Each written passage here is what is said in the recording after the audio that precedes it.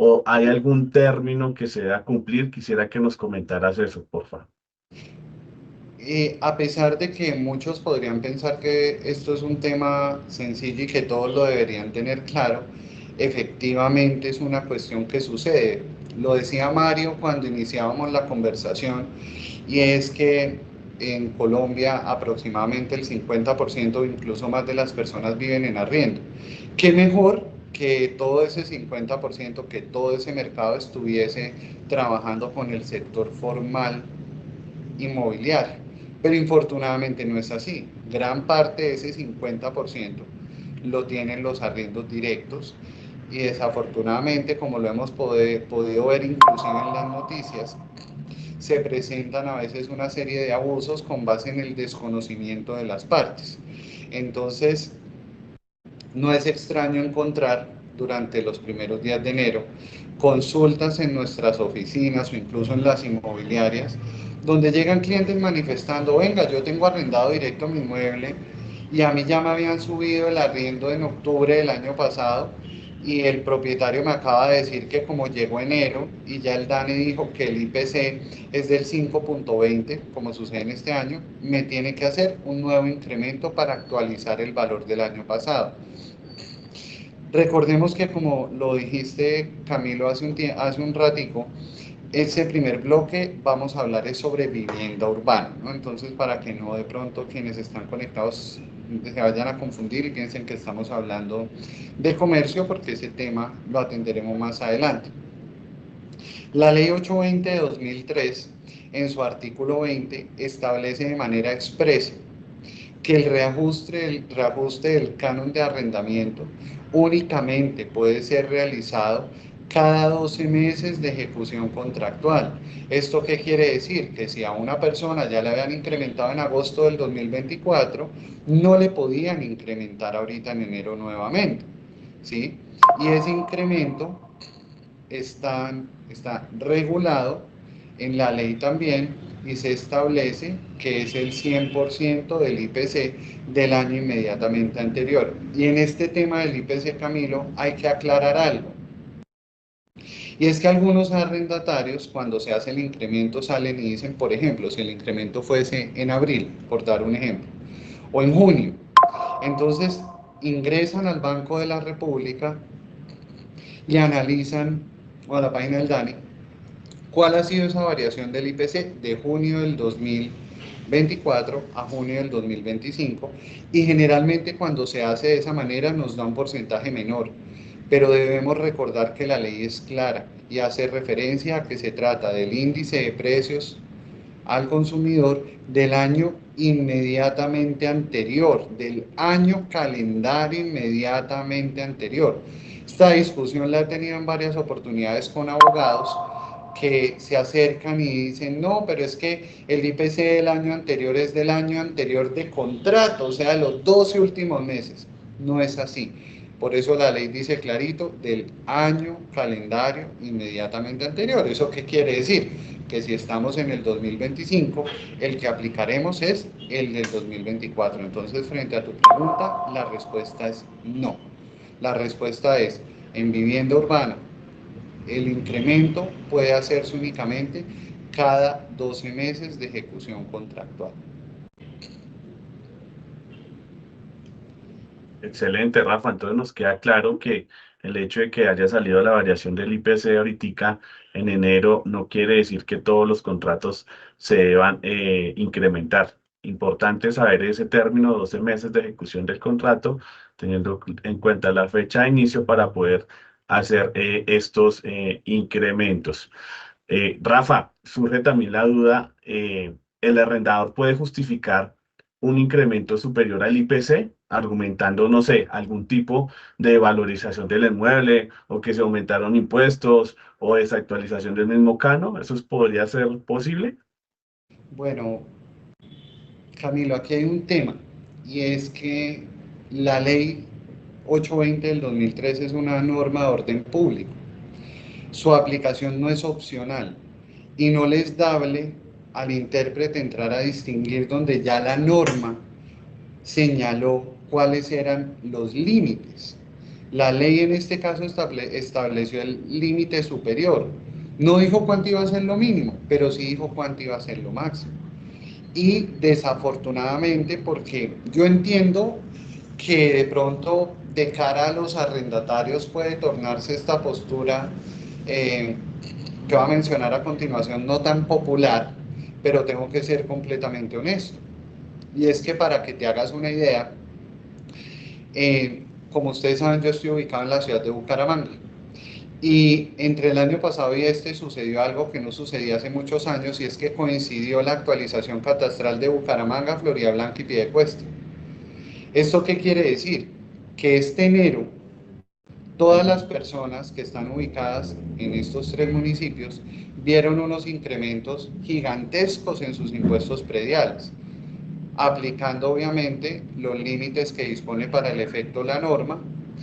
Y pues obviamente empieza a surgir el tema en el propietario de venga, es que a mí siempre me habían dicho, yo siempre había escuchado que aproximadamente el canon de arrendamiento debía equivaler a uno o a dos meses para cubrir el impuesto predial. Digamos que no existe una fórmula perfecta y a pesar de que yo quisiera poderle dar a los propietarios un aliciente en esto, y no porque esté del lado de los propietarios ni del lado únicamente de los arrendatarios, sino un tema de la equidad. Yo entiendo que la ley 820 del 2003 estableció estos topes de los que hablamos hace unos minutos, justamente para garantizar que no sea una sorpresa para las personas en cuánto se va a incrementar el arriendo. Pero es importante traer a colación antes de dar la respuesta final de la pregunta, que es muy puntual, que ya en dos oportunidades se ha intentado reformar la ley 820 del 2003, procurando dejar el estrato 5 y 6 por fuera del límite para que las partes puedan pactar libremente, como es en comercio, el porcentaje de los incrementos. Pero a hoy, Camilo, no es posible. El arrendador no puede decirme, es que el 5.2 es muy poquito porque el costo de vida subió, a pesar de que eso es lo que refleja la inflación, pero la gente dice, realmente subió lo que subió el salario mínimo, que fue para este año el 9.5, entonces eso es lo que yo le voy a subir. La respuesta es no. Desafortunadamente, el argumento que pudiera uno tener en vivienda no aplica, porque si bien es cierto que yo puedo iniciar un proceso judicial para buscar la regulación del canon de arrendamiento, esto aplica en contratos comerciales.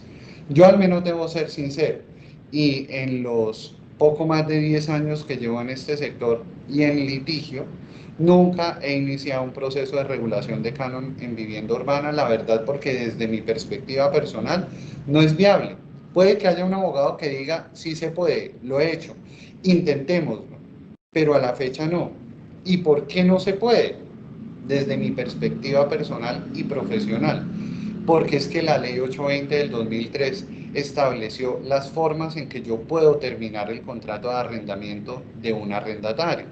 ¿Sí? Entonces, si yo como propietario siento que la remuneración está muy baja, porque el arrendatario lleva, por decir algo, como una demanda que justamente radiqué esta mañana, 18 años en el inmueble, pues claro, el canon está desactualizado por más de que lleva 18 años incrementando, es un inmueble por el que el arrendatario está pagando 1.100.000 pesos, pero en el mercado actual ese arriendo costaría 3 millones de pesos más administración. Entonces, el propietario intentó a través de otro abogado la regulación de canon, no salió adelante, lo cual confirmaría mi teoría, pero pues nunca puede decir uno en derecho que tiene la última palabra, porque los criterios de los jueces van variando. Pero lo cierto sí es que en vivienda, si yo como propietario no estoy conforme con el canon, la ley 820 del 2013 estableció cuál es la forma en la que yo puedo pedir el inmueble. Entonces, si lleva más de 4 años, miren que la ley fue inteligente en eso. La ley dijo, venga, después de 4 años de un incremento de solo el IPC, es probable que se desactualice el canon. ¿Sí? Entonces vamos a dejar una indemnización más pequeña que solamente será de 1.5 cánones para el arrendatario. que el arrendatario no quiso desocupar, aun cuando yo hice todo el procedimiento ante la autoridad competente, pierde el derecho a la indemnización y yo puedo iniciar un proceso de restitución de ese inmueble arrendado. Entonces, esa es la cuestión, Cami, cuando un propietario siente que no está bien remunerado, que el canon no corresponde, pues la ley establece cuáles son los procedimientos para poder terminar esos contratos y volverlo a rentar. No es lo que dicen algunos propietarios cuando a la inmobiliaria le contestan y le dicen, no se puede incrementar lo que usted nos pide porque estaríamos vulnerando la ley y nos veríamos expuestos a una investigación y eventual sanción. Y que el propietario manifiesta, pero es que el inmueble es mío, ustedes tienen que seguir mis órdenes. Acá no se trata de un tema de capricho ni de una parte ni de otra, sino que existe una norma que establece cuáles son los caminos para cada uno de los casos. De acuerdo, Rafa, excelente. Entonces, ya sabemos que no podemos justificar un incremento entonces superior al IPC y pues que hemos de buscar otras alternativas para lograr que ese inmueble tenga, digamos que el canon de arrendamiento ajustado a la realidad. Rafa, revisando también la norma, la ley 820, uno observa que el canon de arrendamiento no puede superar el 1%, bien sea del avalúo comercial o sobre el avalúo catastral. ¿Es cierto eso? Bueno, aquí esta es una pregunta muy interesante, especialmente porque aquí se genera permanentemente una confusión, ¿sí? Porque muchas veces cuando nos vamos al artículo 18 de la ley 820 del 2003, que es el que establece este tema, leemos solo la primera parte, ¿sí? Leemos la parte que dice que el canon mensual de arrendamiento será fijado por las partes y que no puede superar, o sea que el tope es el 1% del valor comercial del inmueble. Sin embargo, cuando nosotros continuamos leyendo ese artículo, nos encontramos con que la ley estableció puntualmente, por así decirlo, una doble limitación. Yo siempre me he cuestionado en eso y he dicho, ¿qué necesidad tenía la ley de hacerlo? Pero pues hombre, yo no era congresista en esa época, estaba inclusive en pañales casi, pero lo cierto es que nosotros no leemos a veces completas las normas y ahí damos información equivocada. Yo esa sorpresa me la he llevado las veces que he tenido la oportunidad de ir a ciertas regiones del país donde me dicen, pero es que la ley no dice eso que usted está mencionando, y cuando vamos a buscar la ley se sorprenden, a pesar de que es una ley antigua ya, y me dicen, oiga, yo nunca había leído esa segunda parte, porque es que en ese artículo 18 dice que si bien se estableció, ¿sí?, el 1%. Después, ¿qué nos dijo la ley? Para efectos de este artículo, el valor comercial del inmueble equivaldrá a 2 veces el valor catastral. Entonces, ¿qué quiere decir eso en conclusión? Que realmente el límite del canon de arrendamiento no es el 1% del valor comercial como lo dice la ley, realmente es el 2% del valor comercial del inmueble, del valor catastral, perdón, del inmueble. Entonces, si yo tengo un inmueble que catastralmente está en 100 millones de pesos, quiere decir que el tope de ese canon será 2 millones de pesos. Así comercialmente cueste 2.500 millones. Así lo estableció la norma. Por eso, parte de lo que yo debatía con los propietarios que he tenido la oportunidad de estar en consulta en este mes larguito, con su debate sobre la actualización de los precios en virtud de la actualización catastral, yo les digo, venga, pero dense por bien servidos. Usted antes el inmueble lo podía arrendar máximo en 700.000 pesos. Con la ley ahora puede irse hasta 1.500.000, hasta 2 millones de pesos. Y más aún cuando recordemos que el año pasado, por parte de la presidencia, se hicieron algunos comentarios que iban a buscar cómo regular los incrementos y que después pues salió incluso también Fede Lonjas con un comunicado diciendo perdón, pero es que esos límites ya existen, ¿sí? Están en la ley 820 del 2003. Entonces, ¿qué pasó con todo este ruido que se armó en torno a una nueva limitación cuando ya existe la de la ley 820? Pues las alcaldías se pusieron más juiciosas con el tema del control de los arriendos en materia de los informes, que en algunas ciudades son anuales, en otras ciudades son trimestrales, como por ejemplo acá en Bucaramanga, que es lo que indica el decreto, que por sí es un decreto supremamente antiguo. Entonces, por ejemplo, la entidad más juiciosa que yo conozco hasta ahora en este tema de los límites del arriendo es el Banco Inmobiliario de Florida Blanca, porque ellos se van a los edificios y hacen una especie de censo para saber qué inmuebles están arrendados, con qué inmobiliaria y en cuánto. Después hacen la validación con el catastro y llega la cartica a la inmobiliaria de como, oiga, usted está incumpliendo la norma porque está arrendado el inmueble por un valor superior.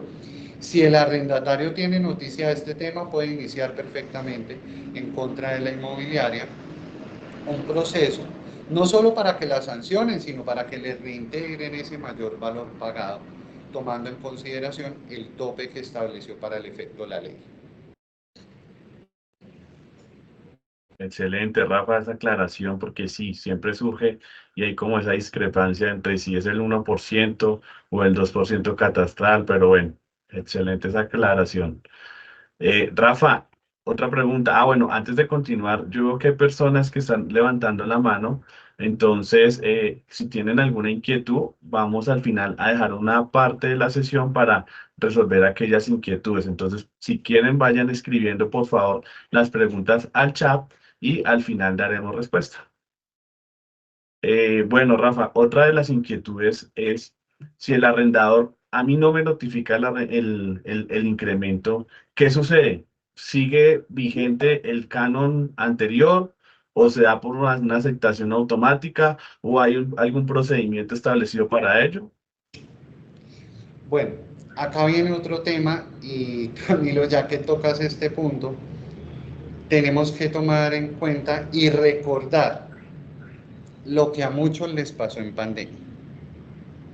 Porque yo creo que nunca nadie le había dado relevancia a este artículo, que es la parte final del artículo 20 de la ley 820 del 2003, del cual hablamos en la primera pregunta que trabajamos.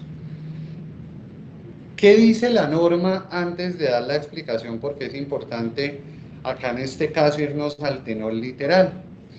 La norma nos dice que el arrendador que opte por incrementar el canon de arrendamiento debe informar al arrendatario el monto del incremento y la fecha en que se hará efectivo, y ojo acá, a través del servicio postal autorizado o mediante el mecanismo de notificación personal expresamente establecido en el contrato, so pena de ser inoponible al arrendatario. ¿Y qué dice? El pago por parte del arrendatario de un reajuste del canon no le dará derecho a solicitar el reintegro alegando la falta de la comunicación. Entonces ahora lo traducimos a de pronto palabras más sencillas, ¿sí? Si yo no notifico y el arrendatario conoce la norma, ¿y cómo puede conocer la norma? Gracias a este aparatico, ¿sí? Porque el arrendatario consulta. Y hagan el ejercicio. Busquen en Google, ¿qué pasa si mi arrendador no me notifica el incremento en vivienda urbana? Y ahí le va a salir la respuesta en Actualícese, en bueno, cualquier cantidad de páginas que se dedican a dar información. Entonces, ¿qué pasa? Esto sucedió en pandemia, porque como estábamos encerrados nadie sabía qué hacer, ni cómo notificar, ni si sí tocaba notificar o no. Y después el gobierno sacó un decreto que decía que suspendían los incrementos y que el incremento entonces dejado de hacer, se aplicaba en el siguiente periodo y se dividía en el número de meses. Bueno, todo este rollo que tuvimos que vivir en ese momento. Pero entonces, si yo no notifico, el arrendatario podría decirme, usted no me notificó, yo le voy a seguir pagando el canon anterior. Acá siempre surge un debate jurídico entre los abogados, ¿sí? Yo pues me voy al tenor literal de la norma y no puedo decir que le he hecho una prueba hacia este tema porque afortunadamente siempre se logra solucionar el conflicto de mutuo acuerdo. Pero lo cierto es que Algunos abogados dicen el contrato es ley para las partes. Así lo dispone el artículo 1602 del Código Civil colombiano, ¿cierto? ¿Qué pasa? Si yo ya había establecido en el contrato que cada 12 meses de ejecución contractual incrementaba, ¿qué necesidad tengo yo de notificar? Claro, esa es la misma lógica que uno pensaría, pero la ley dijo que si usted opta por incrementar, tiene que notificar. La ley en ese artículo en ningún lugar dijo que esa obligación de notificar se podía suplir con una cláusula contractual, ni tampoco dijo que las partes podían renunciar a ello. Entonces, eso frente a ese punto sería la conclusión y un tema importante para cerrar la respuesta. Miren, si ustedes van a notificar, ojo, porque con la pandemia vino un tema que hasta ahora en los procesos judiciales han empezado a salir a la luz y han habido ciertos inconvenientes. Y es que ahora queremos todo fácil, queremos todo virtual. Visita con cámara 360, que no vayan al inmueble. Contrato firmado electrónicamente, que no vayan a la notaría. Entrega virtual casi, o sea, le mandan la llavecita con un mensajero. Entonces, ¿qué sucede en estos casos? Pues que algunas inmobiliarias estaban notificando a un correo electrónico, la ley lo permite, ¿sí? Pero recordemos, porque este punto es muy importante, sobre todo para aquellas empresas que tienen inmuebles arrendados desde hace mucho tiempo, desde antes de que se pusiera de moda el correo electrónico. La ley dice clarito que la notificación tiene que hacerse o por correo postal autorizado o mediante el mecanismo de notificación establecido en el contrato. Entonces, si en el contrato usted solamente tenía la dirección física por la época de la que data la relación contractual, pues le toca por servicio postal autorizado.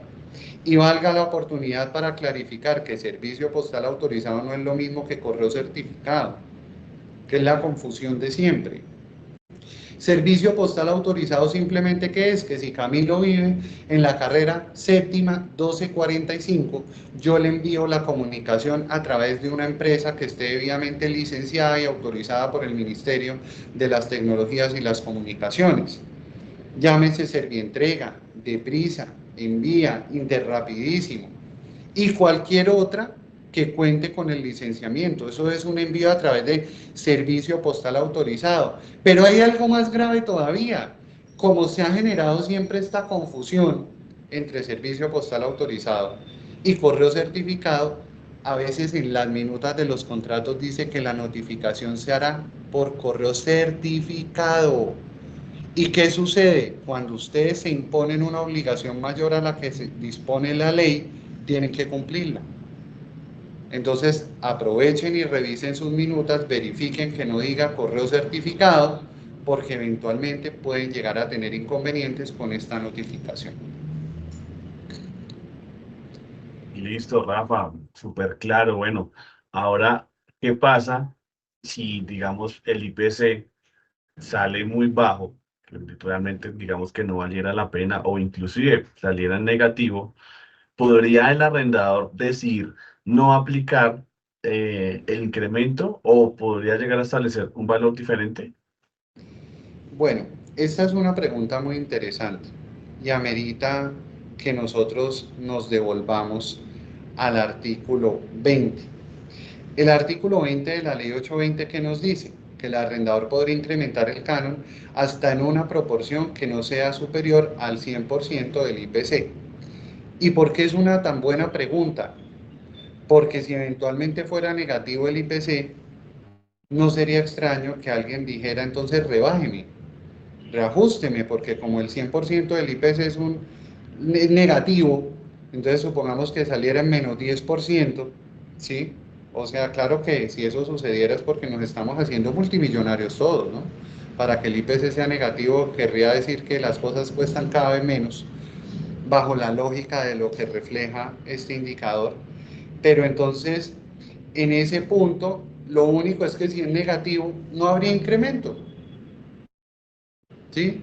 No habría lugar a incrementar porque el tope del incremento es el 100% del IPC y si es negativo, pues no habría incremento y tendría que conservarse igual el canon de arrendamiento. Así quedó dispuesto y no podría un propietario decir, no, esto quedó muy bajito, le subo entonces lo que suba el salario mínimo o lo que reajuste los servicios públicos o la meta de inflación, porque eso hoy por hoy no tiene aplicación. Bueno, sería un caso muy extraordinario, pero entonces clarísimo que no habría incremento y tampoco podría inventarme algún porcentaje para poder incrementar.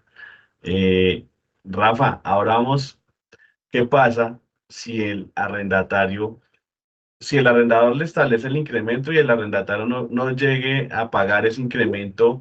¿Puede el arrendador cobrar algún tipo de interés o hay algún tipo de sanción?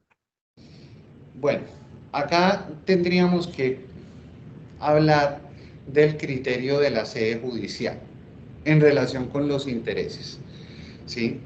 Como algunos de con los que he tenido la oportunidad de trabajar lo saben, pues parte de mi trabajo es el litigio justamente en este tema, de cara a empresas aseguradoras que garantizan los contratos de arriendo. Entonces, pues este es mi día a día. Actualmente acá en la oficina tenemos más de 600 procesos entre restituciones y ejecutivos. Y pues básicamente te puedo contar que gran parte de los jueces acá en Bucaramanga no decretan o no conceden el cobro de interés en moratorios, porque dicen que los cánones de arrendamiento en vivienda son prestaciones, ¿sí? Son prestaciones que no son susceptibles de aplicarle ese tipo de interés, sino el interés legal que está dispuesto en el Código Civil. Sin embargo, esto en instancia judicial, ¿sí? Ahora, si un arrendatario no paga oportunamente, pues qué cobros se pueden hacer de cara a lo que para el efecto dispone el Código Civil colombiano. Dice que yo puedo trasladarle al deudor los gastos en los que yo haya incurrido. Y aquí viene un tema importante y también una invitación para las inmobiliarias. Si ustedes van a cobrar una gestión de cobro, que verdaderamente exista esa gestión de cobro.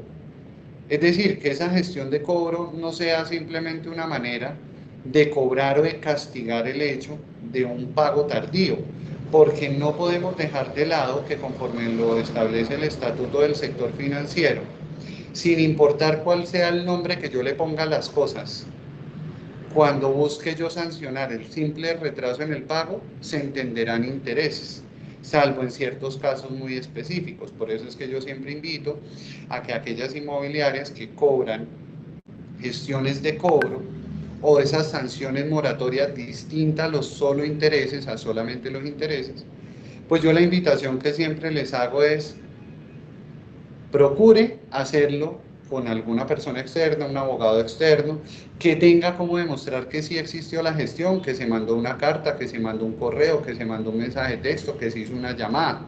Pero no que solamente porque yo no pague el 5 sino el 10 ya automáticamente se me genere un gran recargo. Inclusive hay ciudades en las cuales por el simple recargo cobran un porcentaje de la cláusula penal.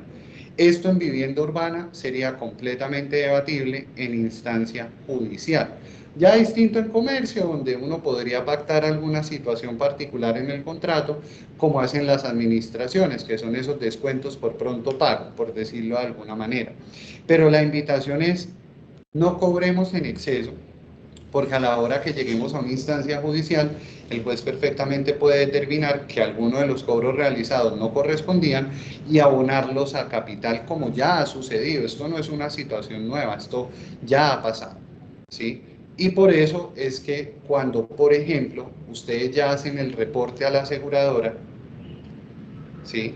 Ustedes ahí no se encuentran con que la aseguradora cobre intereses, honorarios y gestión de cobro. No, se cobra un único concepto en relación con los honorarios por la gestión de cobranza, justamente para evitar este tipo de situaciones que pueden ser objetadas o reclamadas cuando ya uno se ve abocado o obligado a iniciar un proceso judicial por la existencia de la morosidad. De acuerdo, Rafa. Bueno, Ya con esta respuesta terminamos el primer bloque de preguntas relacionadas con el contrato de vivienda urbana.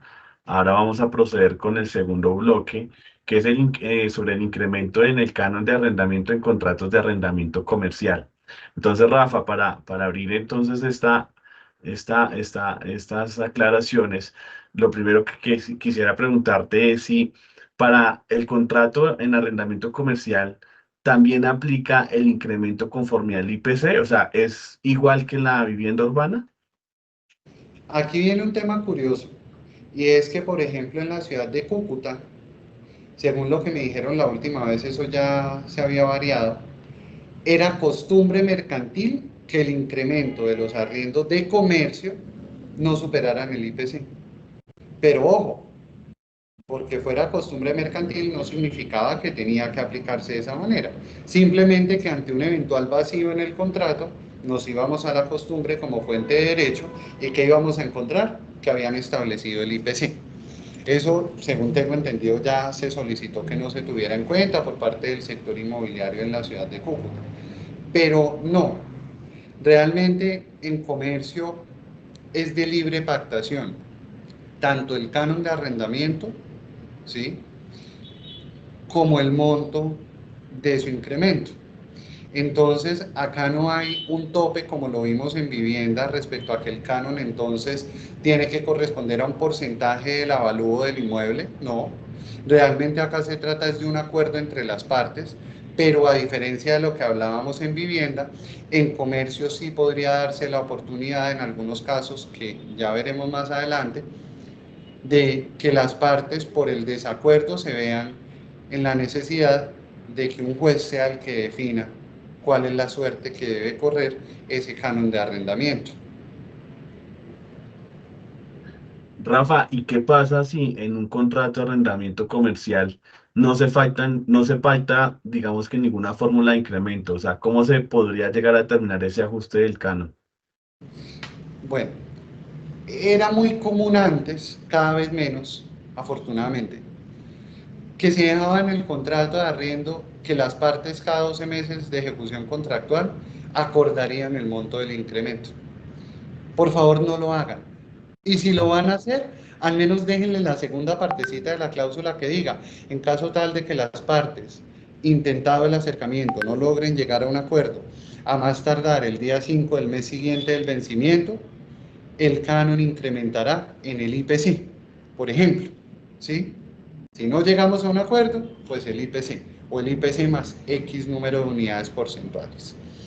Pero si no logramos llegar a un acuerdo y es de tal magnitud el vacío que dejamos en el contrato, que no hay cómo subsanarlo, ahí ya nos vemos enfrentados a lo que para el efecto dispone el artículo 519 del Código de Comercio, que nos dice que las diferencias que ocurran entre las partes en el momento de la renovación del contrato de arrendamiento se decidirán por el procedimiento verbal con la intervención de peritos.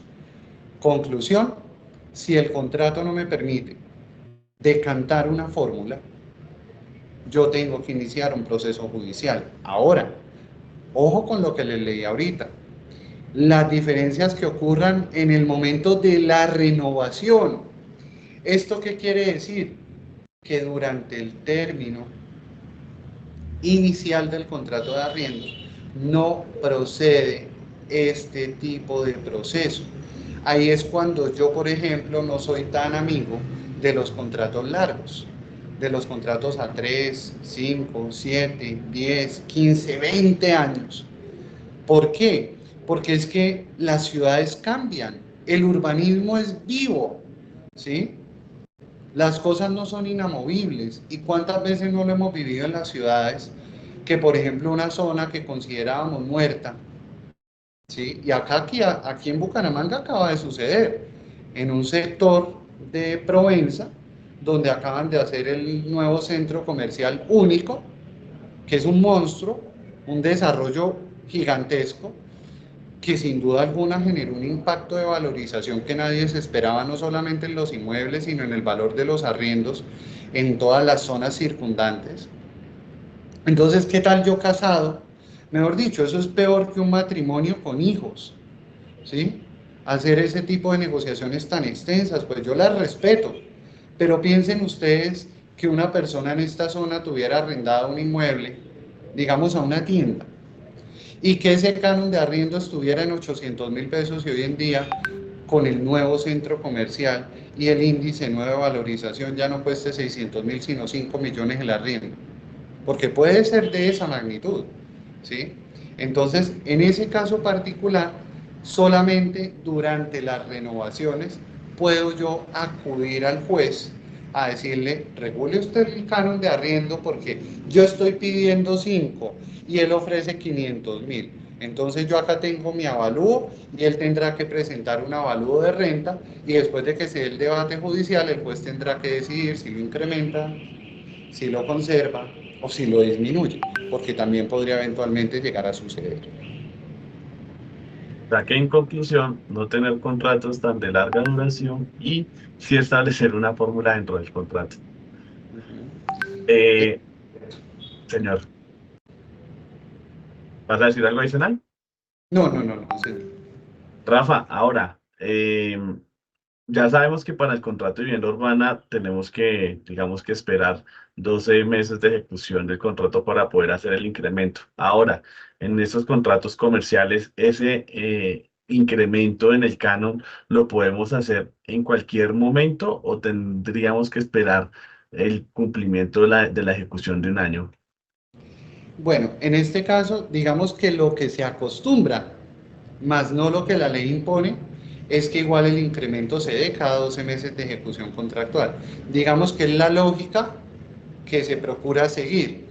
Sin embargo, en comercio es frecuente encontrar contratos en los cuales se han establecido fórmulas para generar los incrementos. ¿Por qué? Porque cuando tú arriendas un inmueble con destinación comercial, generalmente quien llega necesita hacer unas inversiones, unas adecuaciones, que invertir en publicidad, que posicionar el lugar, que generar la clientela, la recordación, etcétera. Y entonces es normal que se pacte, por ejemplo, que el canon de arrendamiento son 10 millones mensuales, pero que durante los primeros 3 meses se van a pagar 3 millones, durante los segundos 3 meses se van a pagar 5 y así sucesivamente hasta llegar a los 10 millones vía condonación parcial del canon. Pero también se han establecido cánones que van creciendo gradualmente, sobre todo durante el primero y segundo año. Entonces se fija un canon bajo inicialmente y se incrementa cada trimestre o cada semestre en un porcentaje del 10, del 20, del 30, del 40%. Realmente es lo que pacten las partes. Entonces, acá todo va de acuerdo a lo que hayan pactado. Retomando un poco el tema de los contratos largos, extensos, que un contrato de más de 3 años a mí me parece larguísimo. Sí, de pronto antes de la pandemia no tanto, pero hoy por hoy pretender un contrato a más de 3 años yo siento que es un compromiso supremamente largo. Entonces la invitación es, dejen en sus contratos fórmulas de negociación, dejen establecidos, porque el contrato ustedes pueden diseñarlo de tal manera que puedan establecer en un contrato, por ejemplo, a 20 años, que cada 5 años las partes se reunirán, que se elaborará mancomunadamente un avalúo ante la lonja de propiedad raíz del municipio donde se encuentra el inmueble y se buscará incrementar al menos en X porcentaje porque es que el dinero va perdiendo valor cada año que pasa.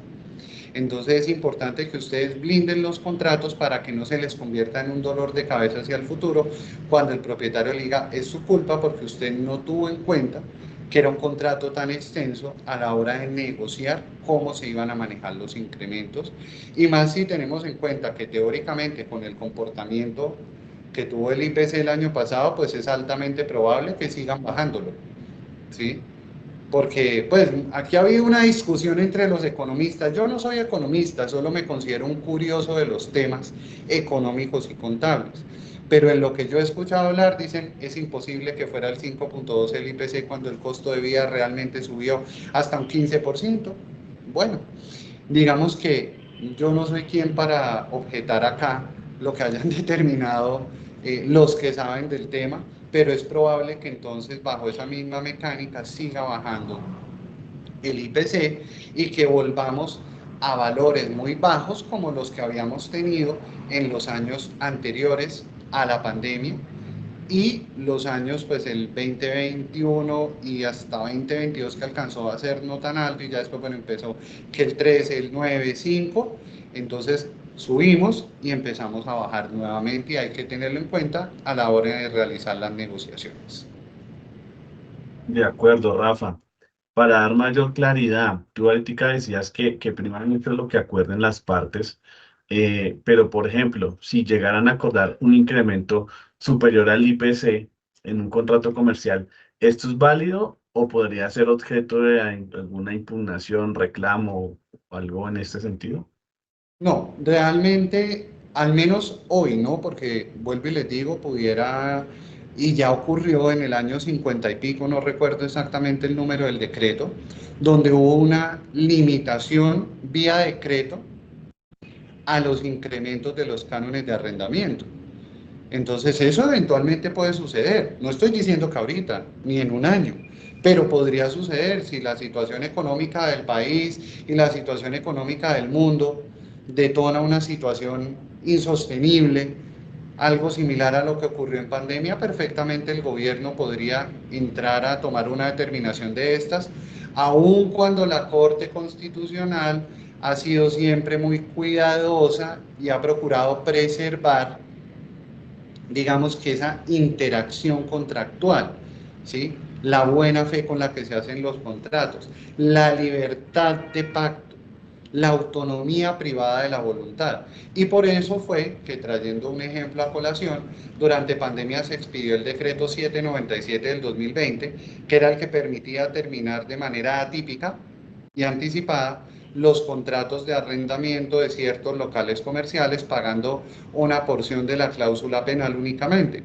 Cuando lo estudió la Corte Constitucional, la Corte dijo, espéreme tantico, este decreto no pasa mi examen de constitucionalidad porque es que usted se le está metiendo al rancho a las relaciones contractuales, ¿sí? De obligaciones que son de género. Entonces, a la pregunta, en este momento podrían pactar un incremento superior al IPC o al IPC más uno, más 2, más 3, más 4, más 5 puntos. O sea, pueden pactar un porcentaje o amarrarlo al IPC.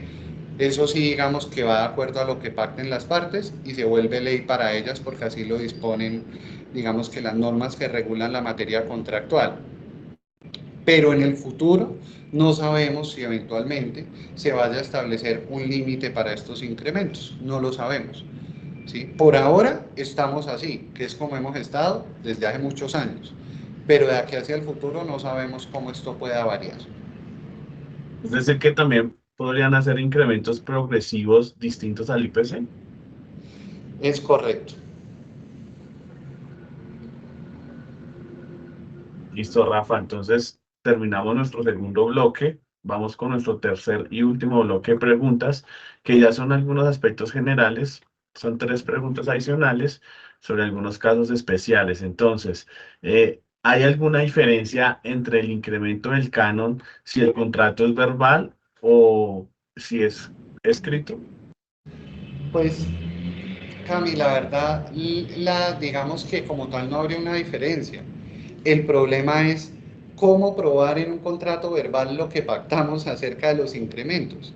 Entonces volvemos a lo que hablábamos hace un rato, de que será un juez el que tenga que entrar a determinar cuál es el canon de arrendamiento y cómo se fijaron los incrementos. Por eso es que en los contratos verbales es tan complejo todo, incluso poder demandar una restitución de inmueble a la hora de que se presente un incumplimiento, porque entonces tengo yo que buscarme las pruebas de que el contrato de arriendo sí existe, de que me pagaba X canon, entonces que tengo de testigo a la vecina o que lo llamo a hacer un interrogatorio, pero más allá de que sea distinta la forma en que se pueda incrementar, es una cuestión de en la práctica, ¿cómo pruebo yo en lo verbal? Si puedo yo decir que habíamos pactado el 50% de incremento anual y el arrendatario decir que habíamos pactado el 5%. En vivienda eso sí no pasa, porque yo solamente tengo que entrar a demostrar cuál es mi canon base, porque los incrementos, ese vacío lo llena la ley y ya sabemos que es el IPC del año calendario anterior. De acuerdo, Rafa, para profundizar más el tema, si el contrato establece un incremento y menor al IPC, ¿es legalmente válido o sí se debe ajustar por obligación el índice oficial? Muy buena pregunta. Parece sencilla, pero no lo es, porque esta es la pelea de los propietarios. Esa es la pelea, sobre todo Ujú. en aquellos contratos comerciales en los que se establece, por ejemplo, un incremento inferior al IPC. Yo he visto contratos que incrementan la meta de inflación y como la meta de inflación llevamos ya varios años con el 3%, entonces los propietarios dicen, no, es que un canon nunca, porque así lo afirman, nunca puede subir menos del IPC, porque el IPC es lo que determina lo que incrementó el costo de vida supuestamente. ¿Sí? Entonces yo entraría a perder plata. Lo siento mucho, pero si eso fue lo que usted pactó en el contrato, así haya pactado usted un incremento del 1%, del 2%, volvemos a lo mismo. En vivienda también se puede pactar un incremento inferior al IPC. Incluso no es raro ver con las grandes empresas que en los contratos limiten el incremento. Queda amarrado al IPC, por ejemplo, el IPC más 5 puntos, y mencionan inmediatamente después, sin perjuicio de lo anterior, el incremento nunca podrá ser superior al 10% anual. Completamente válido. ¿Sí? Así como en otros contratos también lo he leído que dice que el incremento es el IPC más 5 puntos y que el incremento nunca podrá ser inferior al 5 o al 10 o al 15%. Digamos que todo va en cómo estén redactadas las cláusulas de los incrementos y los reajustes. En eso es en lo que tenemos que enfocarnos. De acuerdo, Rafa, ya para finalizar, yo como arrendador puedo exigir un incremento del canon, incluso si el inmueble tiene algún deterioro o algunas fallas que no hayan sido reparadas. Digamos que aquí es importante entender algo. Una cosa no tiene nada que ver con la otra. Son dos cosas distintas. ¿Sí? Yo no puedo supeditar que, por ejemplo, lo que hacen algunos arrendatarios y se exponen en consecuencia al inicio de procesos judiciales, a los que les dice, que dicen, hasta que el propietario no me arregle, yo no le pago el canon. Ahora, que en comercio yo sí pueda pactar un plazo para que me hagan los arreglos o en su defecto yo los realizaré y los descontaré del canon, bueno, eso es otra historia. Que inclusive en vivienda también tiene la limitación porque también se puede pactar, lo que pasa es que no se hace de esa manera. Incluso se hace lo contrario, como la ley permite pactar en contra, curiosamente, de ese aspecto. En vivienda se dice todo lo contrario, es si hay un daño en el inmueble avíseme para que yo lo haga. Pero en comercio, en las grandes empresas, también es común, Camilo, encontrar que den un plazo para que se haga el arreglo y si el arreglo no se hace, lo realiza la empresa y lo descuenta del canon de arrendamiento. Pero abstenerme yo de pagar, no. Mira que incluso lo podemos llevar a la cotidianidad. Si a mí, por ejemplo, me falla la energía eléctrica en la zona en la que vivo, ¿qué tal yo decir, hasta que la electrificadora de Santander no me arregle el poste, yo no pago? No pago mi consumo. Pues me cortan el servicio, así de sencillo. Lo mismo con el agua, lo mismo con el gas, lo mismo con el celular. Ah, bueno, que hay servicios en los que se ha evolucionado como en la telefonía móvil. Y se supone que a uno le tienen que compensar todos los meses el tiempo que uno tuvo problemas de señal según los estudios que ellos hacen. Entonces, lo cual es chistoso además porque pues hoy por hoy el 99% de las personas tienen planes ilimitados. Entonces, pues que le compensen a uno, dos, tres, cuatro, 5 minutos, pues al final no le están compensando nada. ¿Sí? Entonces es saber que una cosa no tiene nada que ver con la otra y que además, cuando el inmueble tiene deficiencias en sus prestaciones, tiene daños o tienen afectaciones, pues yo como arrendatario tengo caminos judiciales que seguir. Puedo solicitarle al juez la revisión del contrato por circunstancias extraordinarias, puedo pretender la terminación del contrato y que yo sea indemnizado, porque incluso el proceso de restitución de inmueble arrendado prevé la opción de que lo inicie el arrendatario cuando se presentan este tipo de fenómenos, pero ello no justifica, al menos de primer momento, que el pago del canon pueda suspenderse como una forma de coerción para que los arreglos sean realizados. Bueno, Rafa, ya terminamos nuestro bloque de preguntas. tenemos a nuestros asistentes con varias inquietudes, entonces voy a empezar a leerte la pregunta y les vamos dando respuesta también a ellos, si estás de acuerdo. Perfecto. Tenemos a Luis Carlos Ramírez. Luis Carlos nos dice, buenas tardes. Si tengo un contrato de arriendo donde el arrendatario paga el valor del canon, incluida la administración, ¿se puede reajustar el canon en una fecha y la administración en otra? Bueno, gracias por la pregunta, Luis Carlos. De por sí este es un tema que yo he debatido cuando me llevan invitado a otras ciudades porque es en ciertas zonas del país que esto se acostumbra. Entonces acá tenemos que separar las cosas. Una cosa es hablar de un canon incluida la administración o hablar de un contrato donde si bien se engloba el valor, dentro del texto están separados. Si yo hablo de canon de arrendamiento incluida la cuota de administración, ese incremento de la cuota de administración, ¿quién lo asume? Lamentablemente desde mi perspectiva personal, el propietario. Incluso yo he hecho el ejercicio en algunas zonas del país donde se acostumbra a hacerlo y les digo, ustedes sí son conscientes que, por ejemplo, ahorita que empezó a bajar el IPC, porque durante los 2 años anteriores no me aplicaba el ejemplo, ¿no? Donde ya el IPC empieza a bajar y, por ejemplo, en mi conjunto, donde yo vivo, el incremento se hace en enero en lo que haya incrementado el salario mínimo, o sea, en el 9.5, pero el IPC es el 5.2.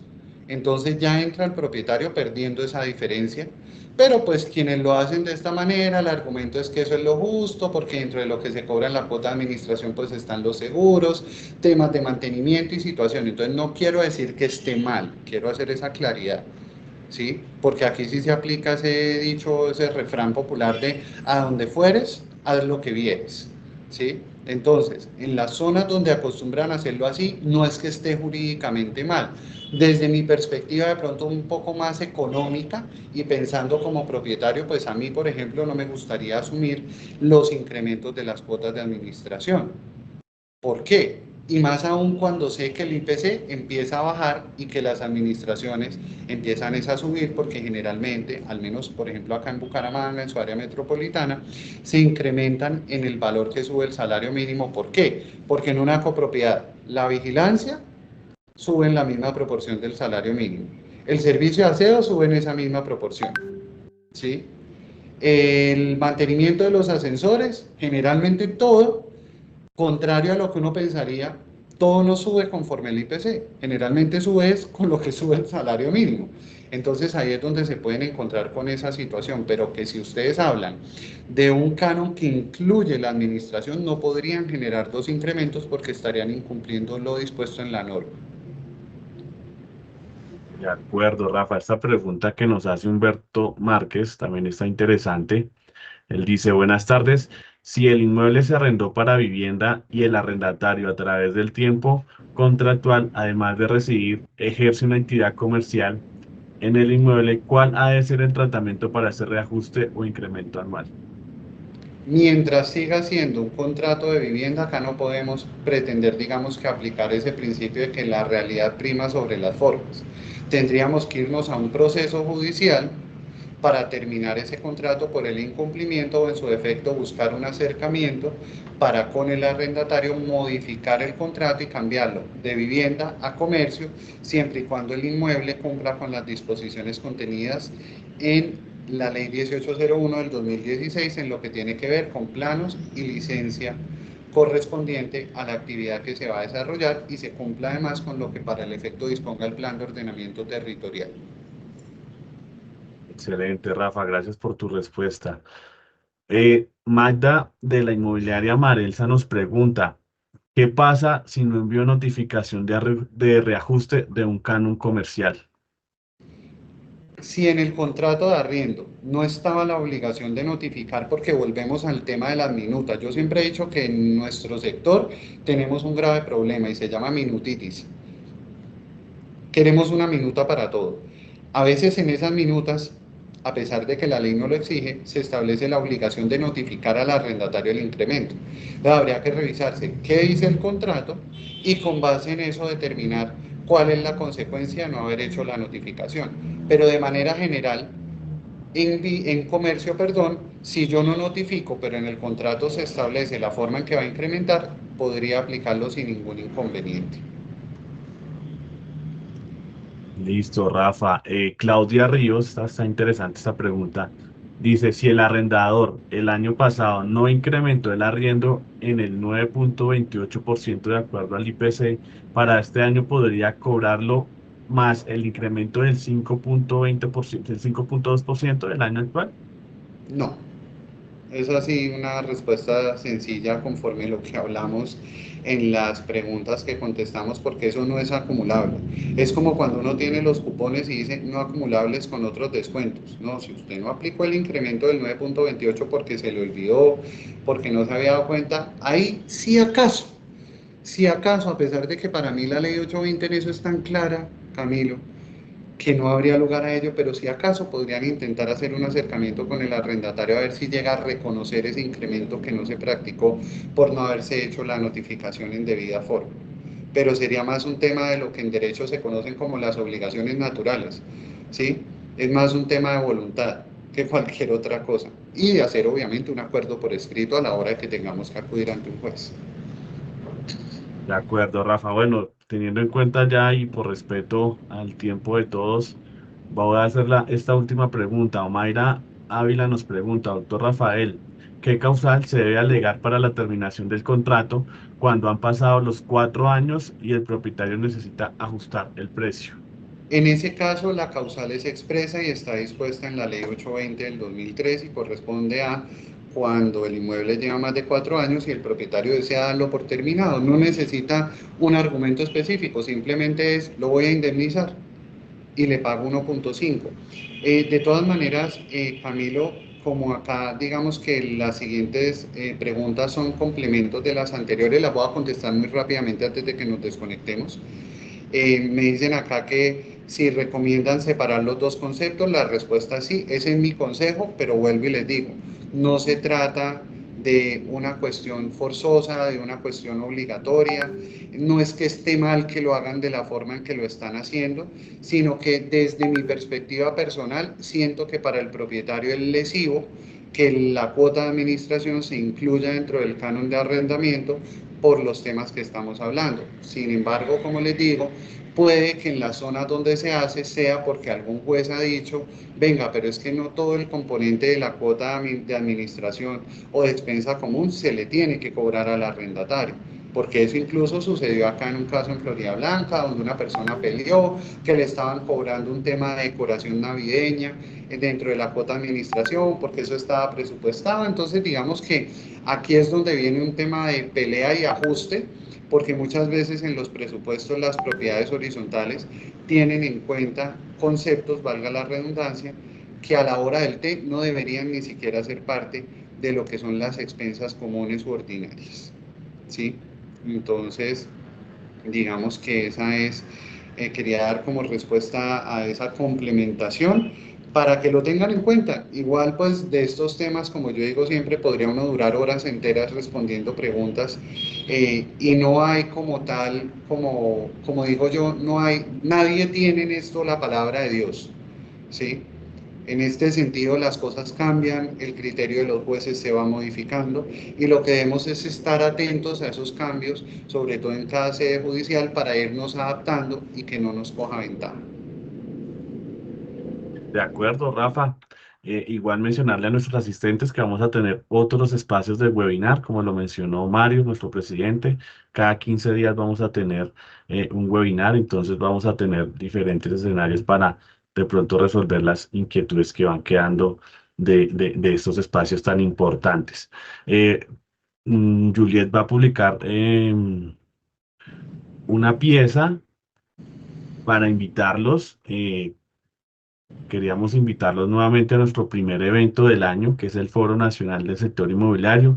Este se va a realizar el jueves 3 de abril, de 7 de la mañana a 1 de la tarde, en la ciudad de Bogotá, en Conecta, que queda ubicado en la calle 26.